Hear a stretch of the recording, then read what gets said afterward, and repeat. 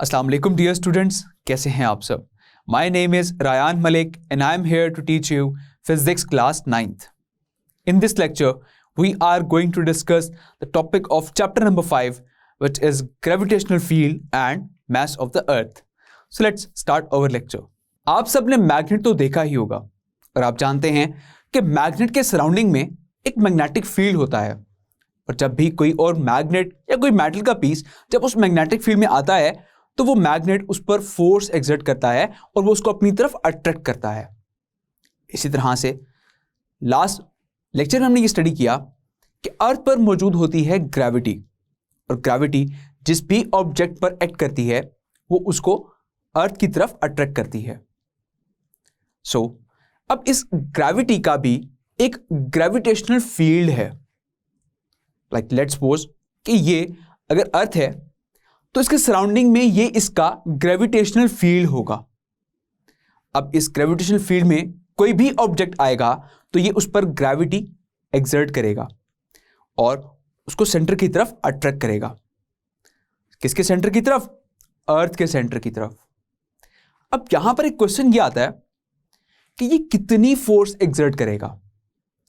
सो अर्थ हमेशा एक ऑब्जेक्ट पर उतनी फोर्स एक्सर्ट करता है जितना उस ऑब्जेक्ट का वेट होता है, और हमने ये डिस्कस भी किया था लास्ट लेक्चर में that law of gravitation relates with Newton third law of motion, and Newton third law of motion is action and reaction are equal but opposite in direction.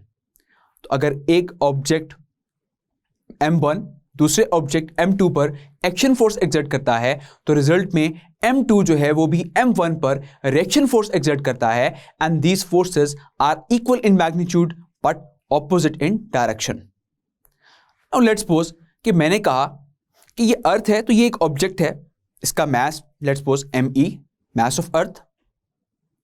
अब एक और ऑब्जेक्ट, इसका भी एक मास है, स्मॉल m से represent करते हैं इसको। तो अब ये दो ऑब्जेक्ट्स हैं और दोनों ऑब्जेक्ट्स के दरमियान में फोर्स ऑफ ग्रेविटेशन है। सो अब यहां पर मैंने फाइंड करना है ग्रेविटेशनल फील्ड। तो अब अगर मैंने इनके दरमियान मौजूद ग्रेविटेशनल फोर्स को फाइंड करना हो तो मैं फाइंड करूंगा इस फॉर्मूला से, which is F is equal to G m1 m2 over d square. ये फॉर्मूला हमने डिस्कस किया था लास्ट लेक्चर में। अब यहां पर ये फॉर्मूला थोड़ा सा अपडेट हो जाएगा इस तरह से कि यहां पर हमने जो कहा कि दो मैसेज हैं, एक मास स्मॉल m है और एक मास ऑफ अर्थ है। So F is equal to G m1 is the small mass and m2 is the mass of earth over, and d is the distance from the centres of the object. So अब यहां पर भी हम वो distance अगर लें तो मैं ये कहता हूं कि वो डिस्टेंस जो है वो इन बॉडीज का रेडियस है। सो d की जगह हम लिख देंगे r स्क्वायर। क्लियर? आप ये जानते हैं कि रेडियस जो है वो सेंटर से ही होता है, तो सेंटर से वो डिस्टेंस यहां पर रेडियस होगा। So we can say that F is equal to G me which is mass of earth over r square. तो इस फॉर्मूला से आप ग्रेविटेशनल फोर्स फाइंड कर सकते हैं उन दो ऑब्जेक्ट के दरमियान, जिसमें एक ऑब्जेक्ट है अर्थ और एक ऑब्जेक्ट है आपका कोई भी, लेट्स सपोज कोई भी ऑब्जेक्ट है जिसका हमने कहा कि स्मॉल मास m है। सो अब हमने ये पढ़ा कि अर्थ के ग्रेविटेशनल फील्ड में जब भी कोई ऑब्जेक्ट आता है तो अर्थ उस पर फोर्स एक्सर्ट करता है। सो अब ये दूसरा ऑब्जेक्ट अर्थ के साथ टच नहीं हो रहा, बट स्टिल अर्थ उस पर फोर्स एक्सर्ट कर रहा है। दैट मीन्स कि अर्थ और उस ऑब्जेक्ट का आपस में कोई कंटेक्ट नहीं है, but still the force is acting. So we can say कि ग्रेविटेशनल फोर्स जो है ये एक नॉन कंटेक्ट फोर्स है, कि जिसमें दो बॉडीज का आपस में कंटेक्ट ना हो और फिर भी उनके दरमियान फोर्स मौजूद हो तो फिर हम कहते हैं ये नॉन कंटेक्ट फोर्स है। Clear? This is one of the most important MCQ that gravitational force is a non contact force. So अब इस फोर्स की डायरेक्शन क्या है? जैसे कि आप जानते हैं कि ग्रेविटी हर ऑब्जेक्ट को अर्थ की तरफ डाउनवर्ड अट्रैक्ट करती है। अब अगर हम इस ग्रेविटेशनल फील्ड में कहीं पर भी मौजूद हों तो आप अर्थ की तरफ अट्रैक्ट होते हैं, लाइक आप अगर एक बॉल को अपवर्ड थ्रो करें तो आप जानते हैं कि ऊपर जाते जाते बॉल की वेलोसिटी आहिस्ता आहिस्ता कम हो जाती है, लेकिन जैसे ही वो बॉल नीचे आ रही होती है तो उसकी वेलोसिटी बढ़ जाती है। तो ऐसा क्यों होता है? जस्ट बिकॉज जब आप बॉल को अपवर्ड थ्रो करते हैं तो वहां पर उसकी वेलोसिटी डिक्रीज हो रही होती है, बिकॉज वहां पर ग्रेविटी एक्ट कर रही होती है उस पर और वो उसको डाउनवर्ड खींच रही है।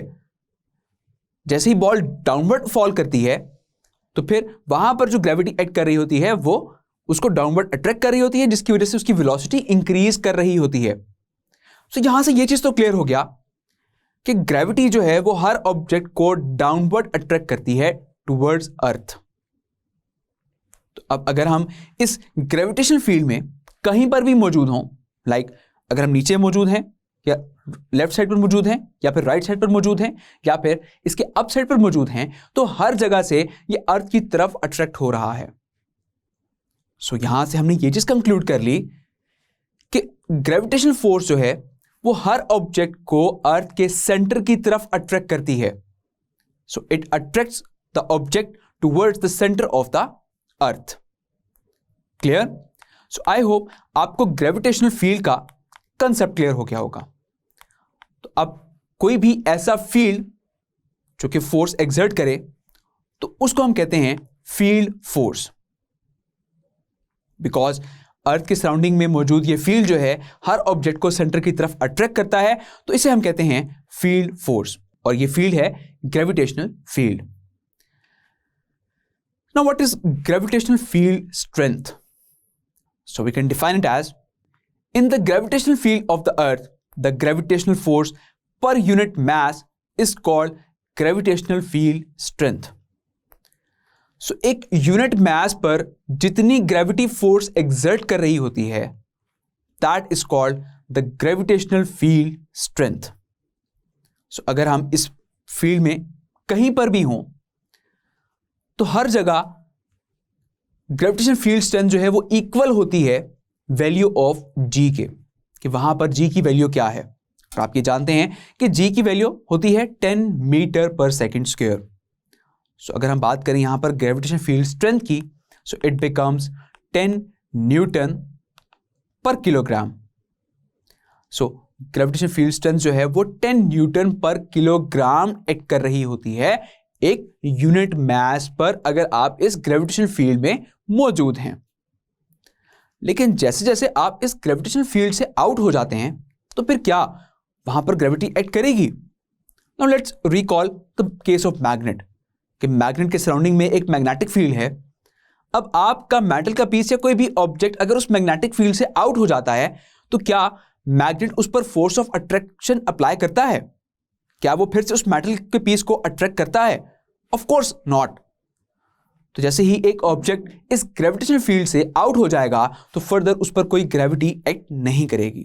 सो अगर आप भी स्पेस में चले जाएं तो वहां पर आप पर भी ग्रेविटी एक्ट नहीं करेगी और आप फ्लाई भी करेंगे वहां पर। आई होप आपको ग्रेविटेशनल फील्ड का टॉपिक बहुत अच्छे से क्लियर हो गया होगा। Now what is mass of the अर्थ? अभी इस टॉपिक में हमने मास ऑफ द अर्थ की बात की थी। अर्थ का एक मास है जिसको हमने me से रिप्रेजेंट किया था। सो अर्थ का मास है कितना? So let's find it out on the white board. What is mass of the अर्थ? एक अर्थ का मास कितना है? सो ये हम इजीली फाइंड कर सकते हैं by using the formula which we discuss in this lecture. And क्योंकि हमने यहां पर अर्थ का मास फाइंड करना है तो हम उसी एग्जाम्पल को डिस्कस करते हैं जिसमें मैंने कहा कि एक अर्थ है, उसका मास है लेट्स सपोज के me। तो सपोज यहां पर आपको रेड सर्कल शो हो रहा है, तो ये मैं कहता हूं कि ये अर्थ है और उसका मास है me। अब एक और ऑब्जेक्ट जो कि आपको स्क्वायर शेप में नजर आ रहा है, तो इसका मास हमने रिप्रेजेंट कर दिया स्मॉल m से। तो आप जानते हैं कि हम दो ऑब्जेक्ट्स के सेंटर से लेकर उनके दरमियान डिस्टेंस भी हम फाइंड आउट करते हैं। तो अब अगर मैं ये कहूं कि अर्थ का ये है सेंटर पॉइंट, हम सिंपली अगर इस तरह से एक लाइन ड्रॉ करें, this is the radius of the earth which is r। तो अब क्योंकि मास जो है वो अर्थ के बिल्कुल सरफेस पर मौजूद है, तो तो हम उसका सेंटर पॉइंट यहाँ पर इग्नोर कर रहे हैं, विच इज़ वेरी स्मॉल। तो हमने यहाँ पर ये कहा कि उन दो ऑब्जेक्ट्स के दरमियान जो डिस्टेंस है which is the radius of the earth and that is represented by capital are.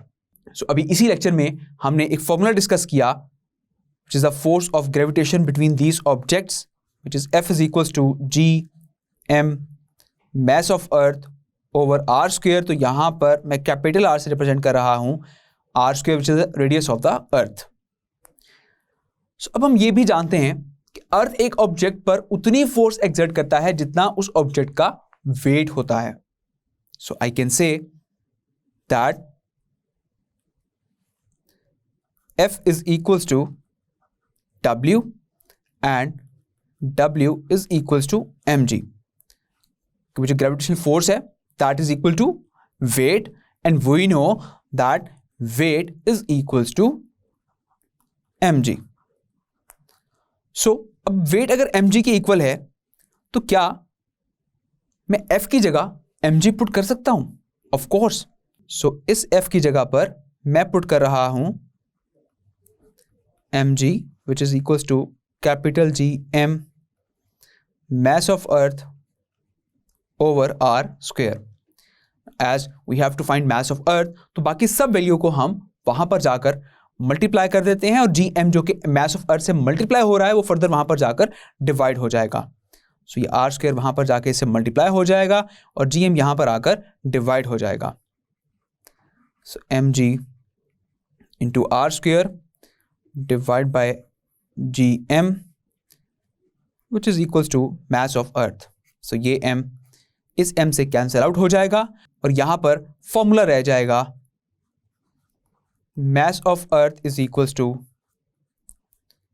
g r square divided by capital G. So अब ये वो कांस्टेंट वैल्यूज हैं जिनकी वैल्यूज आपको मालूम है, तो वो वैल्यूज हम यहां पर पुट करते हैं।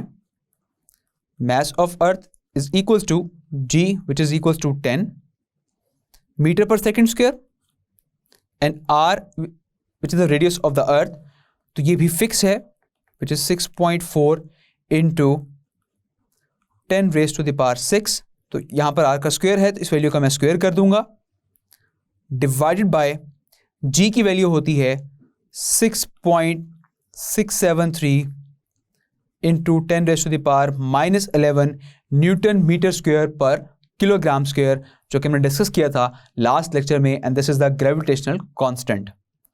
अब इन सब वैल्यूज को हम सॉल्व करेंगे कैलकुलेटर से, तो फाइनली आपके पास mass ऑफ अर्थ आ जाएगा which is 6.0 into 10 raised to the power 24 kilogram. So we can say the mass of the earth is mass of the earth is 6.0 into 10 raised to the power 24 kilogram. So इस तरह से हमने mass of earth भी calculate कर लिया and this is also a constant value, तो ये भी आपको याद होनी चाहिए। फर्दर जब हम न्यूमेरिकल सॉल्व करेंगे तो वहां पर आपको mass of the earth की वैल्यू गिवन नहीं होगी, सो मेक श्योर कि ये वैल्यूज आपको याद होनी चाहिए। mass of the earth which is 6 into 10 raised to the power 24 kilogram and radius of the earth which is 6.4 into 10 raised to the power 6 meter and the gravitational constant which is 6.673 into 10 raised to the power -11 newton metre square पर kilogram square. Clear? So I hope ये lecture आपको बहुत अच्छे से समझ आ गया होगा। तो अपना बहुत सारा ख्याल रखिएगा। See you in the next lecture. Till then take care. अल्लाह हाफिज।